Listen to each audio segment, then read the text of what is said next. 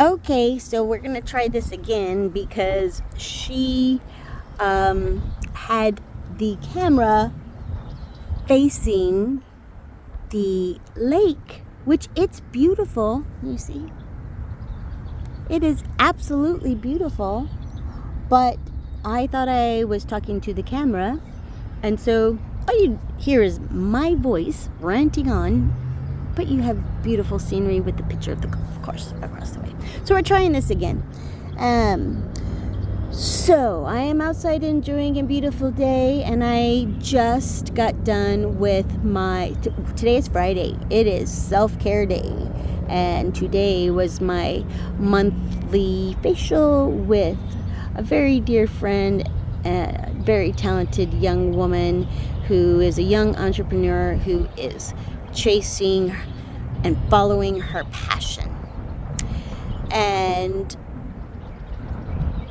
there are several things that I want to talk about right now, and I'm going to talk about that one first, this one topic first, because I want to lift not only I won't mention her name. I want to lift up all of my entrepreneurs, all of my friends, or all of you who chose to go into a field that you were passionate about and that gave you fulfillment, regardless of the amount of money. I want to lift you up because I know how difficult that must have been. Especially if you are young and let's say younger than 35. Because I think I probably got it just a little bit, but definitely not as much as the generation that came next, the millennials, where they saw their parents every day going to work to make the money to be able to give to them the things that they thought that they needed to be successful in life. And I am going to say that because I don't think any parent intentionally does anything to cause harm to their children, whether it be physically, mentally, or emotionally. But we do it because none of us really know what we're doing. And we tend to either be the kind of parent that our parents were, or we go completely the opposite because we don't want to be anything like our parents. But I had so many colleagues who were raising their children at the same time I was raising my nephews, who literally, they were working 6 or 7 days a week, 2 full-time jobs, in order to be able to afford to put their children in private school and have them in piano lessons and have them take ballet and soccer and fencing, and never asking them, hey, what do you want to do? Are you having fun? I can't think of anything or many things that are more sad than seeing a child, 8, 10 years old, let's say, grudgingly dragging their feet with head down or crying, I don't want to go to a playground. They are going to play. They should be running. They just can't wait to get out of the car. You can barely put the car in park before they play, and you have to drag them in from whatever it is that they are doing. Because what we are teaching our children, whether we realize it or not, we are teaching them that there's no time to play, and it is more important to make money and to be successful than it is to be happy and have fun.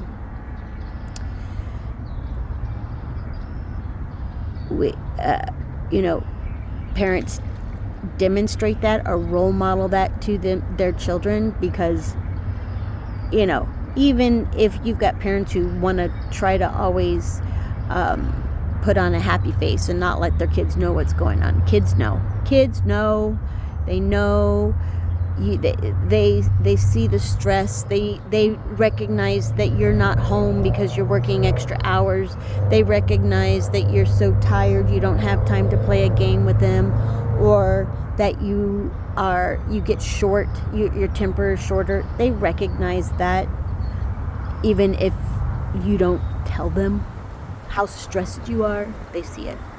And then maybe your parents argued about money and we can't afford this and the stress. Maybe there is a lot of nonverbal communication that goes on to our children when they hear maybe arguing about we can't afford to we're not going to be able to pay the electricity this week because we paid for little Bobby's piano lesson. Non-verbally, we're communicating to our kids that not only are my parents not able to pay their bills because it's important for me to be successful to go to this private school, that I now owe my parents, or it's my fault that my parents are arguing, or it's my fault that mom's never here or dad's always irritated or grumpy. And so they learn and condition themselves to keep their mouths quiet and be unhappy. And that becomes what they associate with living at such a young age. And it happens soon enough, people. Adulthood, I swear, I told my kids, don't be in such a hurry to grow up, because once you are an adult, you can't go back. Well, I'm trying to prove otherwise, but it's like, I know you want to get there, but I promise you will get there. And once you get there, you're going to be there for a very long time. So just sit back and relax, have fun, laugh, be thankful you don't have to get up and go to work and have to think about, paying bills right now, and just think about all the possibilities and all the things that you want to do, imagine. But I think that there's a very large portion of, for right now, I want to say, kind of like the 25, 35-year-old range of young adults who realized, I want to be happy. I don't want to be miserable like my parents were all the time. I don't need money, or I don't need many things. I want to have experiences. Oh, I love that. I love it because I've had the opportunity to work with so many young, and when they're 25 years old and have already been to 7 different countries, and here I was, almost 50 years old and never had my passport stamped once, and they're like, I want to experience as much life, have as many experiences and travel as much as possible, because I want to have kids, and once I have kids, I won't be able to do that. And so I love that. I love seeing them say, you know what, I didn't get to do what I wanted to do while I was growing up, and now that I can make my own decisions, I choose to be happy, damn it. I remember a colleague saying, and it was a difficult conversation for me to listen to. We were in a situation where social situation, and she had her daughter with her, and the friend, the other adult friend asked her, what do you want to be when you grow up? And she said she wanted to be a teacher. And immediately her mother says, you are not going to be a teacher. You are not going to be a nurse. You are going to be a doctor. You are going to be a lawyer. You are going to be a computer programmer. You will not work in a job that will cause you to not have money. You need money. She was 6. Can you imagine how that also would feel to a kid, when someone asks how it would feel when somebody truly asks you, what do you want to be when you grow up? And when you're that age, today you want to be a nurse. Tomorrow you want to make the donuts.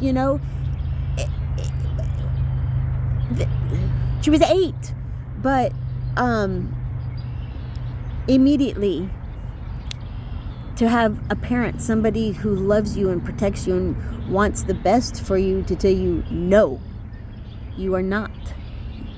That is not your dream. Can you imagine what it does to a child's psyche and the long-term effects? And you have the compound of when they don't know how to play, and they're learning to put what makes them happy to the side, and that being unhappy and stressed and not loving what you do is the successful, normal life. So I applaud that generation who is chasing their passion. And I actually think that we have been doing things backwards. We have been kids want to grow up and be adults.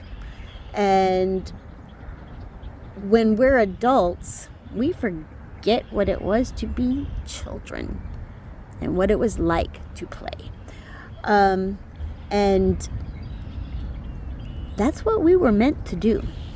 I am going to I use dance a lot as an analogy, because dance is such a big part of my life for so many reasons. And dance very much is a metaphor for so many things in life. So I refer to dance quite a bit.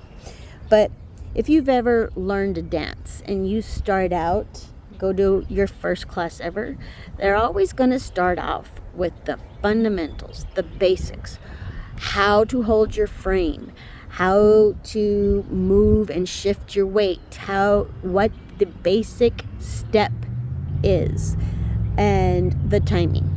You learn that. And then you build on that. It's foundational.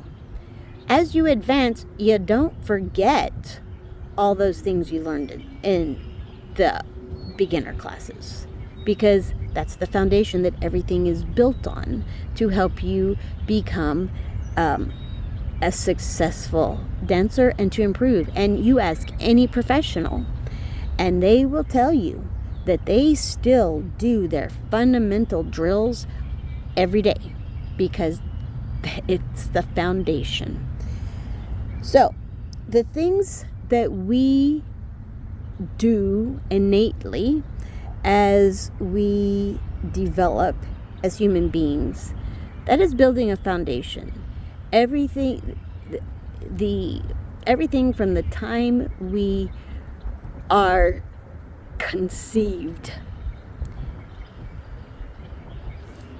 and the processes that are meant to happen or need to happen to start the chain reaction for the next thing in what is proper human development, is is there for a reason. The reason why women are built the way they are and the birth canal, it is necessary for healthy lungs, and you want your infants to cry to help clear out the fluid in their lungs, and immediately the infant should be placed up close to the mother so that the infant can smell the mother and the oxytocin that's flowing, and they bond, and that creates an imprinting, and that soothes the child. And then, the milestones parents may know, the rolling over, and the tummy time and crawling. How important all of that is to the development. You have to crawl before you walk. You have to develop your muscles in a way to move a certain way. The infant squat. How you can see little kids sitting there in their diapers, just sitting there squat. It's also called the Asian squat. Do you know that is probably one of the best exercises that you can do for your body to maintain flexibility and mobility into your senior years? I remember my dad telling me, because we used to sit either Indian legged or with our legs out backwards, and he used to say, "Don't do that, your legs are going to deform." No, we need to do that. Our bodies were meant to move in that way, and it keeps all of our ligaments and tendons nice and supple and flexible, and keeps them from getting stiff and brittle and causing us old age pain. And because we no longer do those mobility movements, because we're sitting in a car, we're sitting in a desk, we're sitting in front of the TV, we're not moving and using our bodies. When we trip, when we're 65, we break a hip or we break a knee because our tendons are brittle and they snap. Or we can't maintain our balance because those tendons and little muscles that are used to help are what stabilize us. Everybody has been around a child. The laughter, the absolute divine sound of a child's laughter, because it's uninhibited when they are young, until someone, for some reason, but the full laugh, I don't care, full body from your toes laugh that children have, for nothing else but just because they spun around and got dizzy. But at some point, someone told them that their laugh was funny, or that their laugh was too loud, or their laugh wasn't ladylike, or it wasn't a very masculine laugh. They immediately start to adjust. So they filter their laugh. They filter their happiness. And on rare occasions, maybe you'll be caught off guard and do a full belly laugh. Or when they are with someone really, really they're comfortable with, but it's always in their mind. And especially initially when you see people who filter their laugh. We're teaching our children to limit their joy. And the thing is I know that there were times when I was younger, I thought about these things. And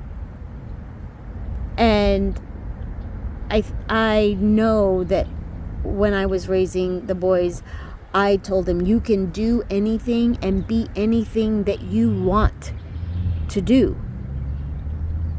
At the time, I had teenagers, and I think I could take my glasses off now. At the time, they were teenagers, and all they wanted to do was smoke pot. And I said, if that They wanted to smoke pot. They wanted to grow pot. I said, if that is what you want to do, I said, figure out a way. If that is your passion, figure out a way to earn a living or to support yourself doing that. But also be aware that you may have limitations. If that's something that you truly want to do, go to school, get a degree in botany, get a degree in biochemistry, and go to school somewhere that teaches things specific to cannabis, and then move to a state where it is legal, to where you can do it, because right now in this state it is illegal. So if you want to be a criminal now, and the thing is laws, I don't agree with everything that is the law, but and I speed, that's breaking the law. They're in the we all have a choice, so we choose. It's a risk benefit thing that we look at. So okay, I'm going to participate in a certain illegal activity. What is the absolute highest penalty that I could possibly pay for this? Is that worth the risk? Yeah. Sometimes going 5 miles over the speed limit is worth the price of the ticket. Is going 20 miles over the speed limit worth the ticket and the possibility of going to jail and reckless endangerment? Maybe not. So and I did tell them, when you become an adult, you can make those decisions. But until then, any decision that you make, I am responsible for. But I feel like I encourage them to chase their passion, stay children as long as possible, because you cannot go back, and play, and so that's some of my thoughts. And so I have been thinking more and more, because I've been playing more and more. I have felt more alive, more energy, and have played more in the last couple of years than I did when I was a child. Not because my parents didn't encourage me to play, but my play was always, I loved taking care of my little sisters and my cousins and my neighbors' kids. So my play was always taking care of babies or taking care of animals. I would find every stray wounded animal known to me. But I loved climbing trees and daydreaming and playing music. But there was a point in time where things changed, and at a very young age I had to grow up. And I had a little bit of a light bulb moment. Odd place at work, in the lounge, having lunch by myself, and a Disney Cruise Line commercial comes on, and that the whole family playing, and parents and kids goofing off together, and it brought me to tears, because I realized that my father became my father when he was still a child. He was 17.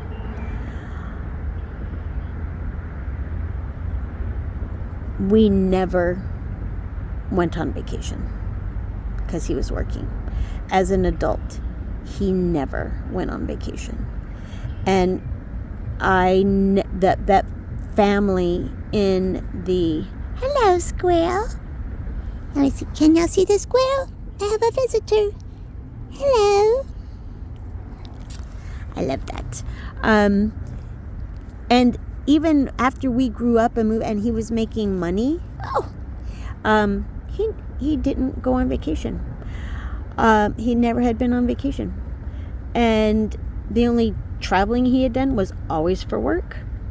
And when we were very little, all of our vacations were spent going and visiting family, because we lived 2.5, 3 hours away from our grandparents in opposite directions. So it's kind of like, this vacation we'll go visit mom's parents. This vacation we'll go visit dad's parents. This vacation we'll go visit our cousins. So, you know, we never had any vacations. And it brought me to tears just watching that. And I realized not only had my father never gone on any vacation, we never had any family vacations, and so I didn't have any of those memories with my dad. So I planned a vacation with my dad and my stepmother and myself to Puerto Rico, and it was a blast. My dad had a blast. But I realized at that point that I had not enjoyed life. I had been working since I was 18, taking care of my entire family, and it was never about me having fun, ever. So now, and I suffered for it physically. I suffered for it physically. There were so many things. I was so unhealthy, so overweight, stressed, and so many health issues, and I had metabolic issues I had no idea about. I was anemic, chronically anemic. There were so many things I did not know when I was a child because we were poor, and so the only time we went to the doctors to get our immunizations, if we were sick, we had remedies that we took care of at home. None of us ever. The only time we were ever in the hospital was emergency room for a broken bone or a sprained leg. That's it. Car accident one time when I was little. We went and got checked out and got sent home. So, you know, even though I started working in the medical field at 18 and had insurance, I didn't go to the doctor. I didn't know I was supposed to. I didn't go to the doctor. I didn't go to the dentist because that wasn't something that I was used to doing. And, you know, I had issues where I would pass out when I was growing up. I had issues where I didn't sweat. I would just get hot and overheat, and like I would turn basically so red in the face it was almost purple because I was so overheated.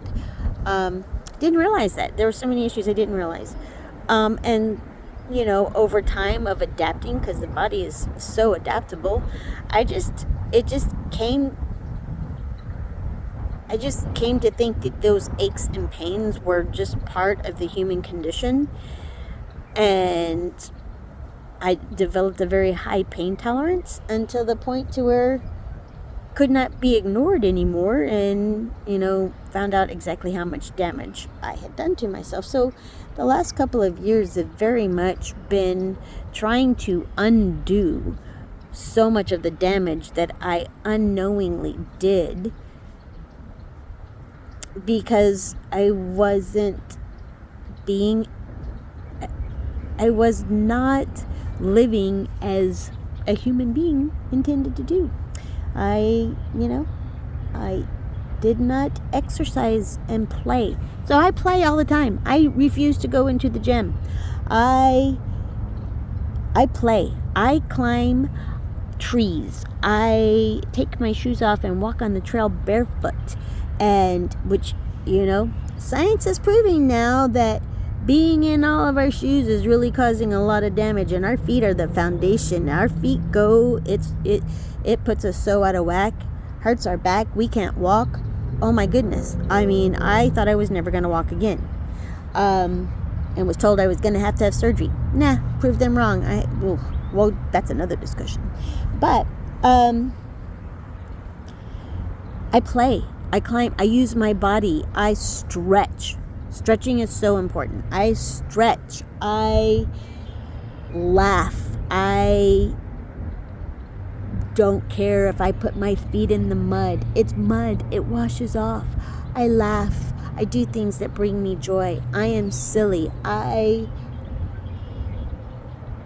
a kid. I am playing. and it is making me I am playing like I am a child, and it is making me a healthier, more fit human being. My body is operating the most efficiently and optimally it has ever, and I don't even have all my parts. I'm missing some organs in there. So if any of you youngsters, anybody young, or hell, anybody listening, start playing, start laughing, figure out what brings you joy, as long as it doesn't hurt anybody else, and do it often. Play. If you play all the time, you will never have to go to a gym, and you will get those sexy legs or those cut arms or build your cardiac stamina. I promise you. Play hard. Roll around, climb trees, jump up and down, swim, bike, roller skate, rollerblade, spin around until you get dizzy. Saw these cool things that I want to get. Those they look like human-sized beach balls that you get inside, and then you run around and chase this like human bumper cars in the balls, and you bounce off of each other. And I've even seen, like, in England or Ireland, they have like these races where they are the contestants are in those balls running downhill and watching. It's hilarious, and they are laughing and getting tossed around. Should try that. Maybe we should get together a group and do something like that one day, a play date. So those are my thoughts right now. And I'm going to say, I'll tie that up. Just my thoughts right now as far as joy, chasing your passion, remembering what it was like to be a kid. And if you never were able to be a kid, imagine yourself being a kid and do all the things that you wanted to do when you were a kid. It will make you younger. Just remember, it is a wonderful life, even if you don't know it yet.